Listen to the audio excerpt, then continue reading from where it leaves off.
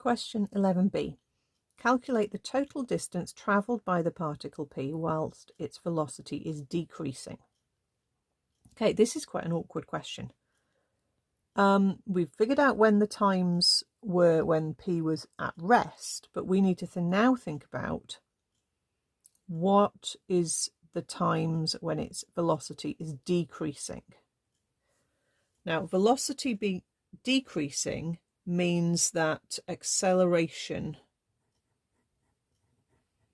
is negative. Okay, if your acceleration is positive, you're increasing your speed. So if your acceleration is negative, you're decreasing your speed. Okay, so we have to realize we need to differentiate to get to acceleration. So that would give us 6t minus 24. And we want that to be negative. So we need 6t minus 24 to be less than 0, which would solve to give us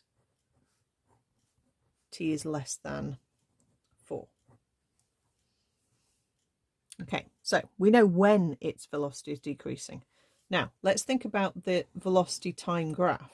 It's not going to have straight lines like a classic velocity time graph, because this velocity is a quadratic. Okay, and we've already established that its velocity is 0 at 2 and at 6. And we now know that the acceleration is negative for all times below 4. So that's basically telling you you've got a stationary point when t is 4. Okay, so we've got a quadratic graph that's coming down, reaches a minimum, and then goes back up. Okay, we know that intersects up there at 36. We don't know what the lowest point is. That's not really relevant at the moment. Okay, we have basically more of a pure maths question. We need to find the total distance travelled by the particle. The distance is the area. Okay, so we need to integrate. If we integrate from 0 to 2, we will get the distance it is travelling from 0 to 2, while its velocity is still positive.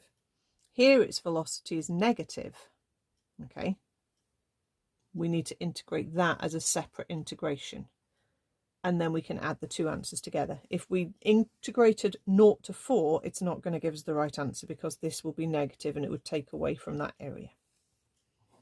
So we need to integrate from 0 to 2, 3t squared minus 24t plus 36. That will give us t cubed minus 24 over 2 is 12t squared, and that would be a 36t.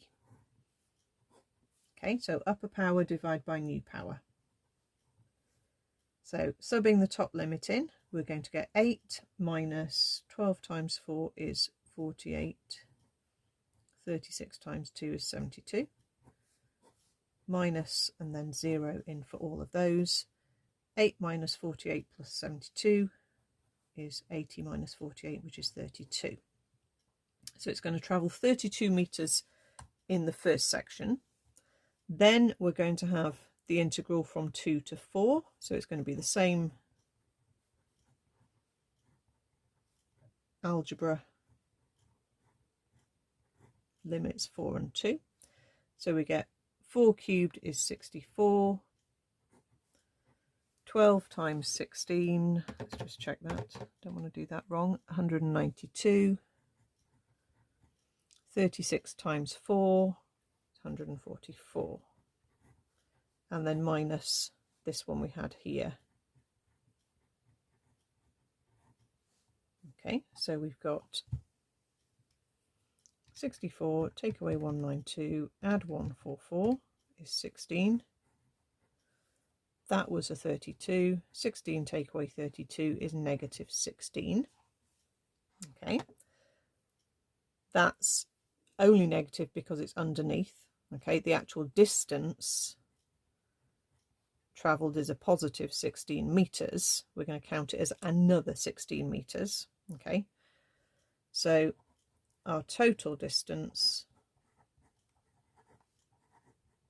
travelled whilst the velocity is decreasing is 32 add 16, which is 48 meters.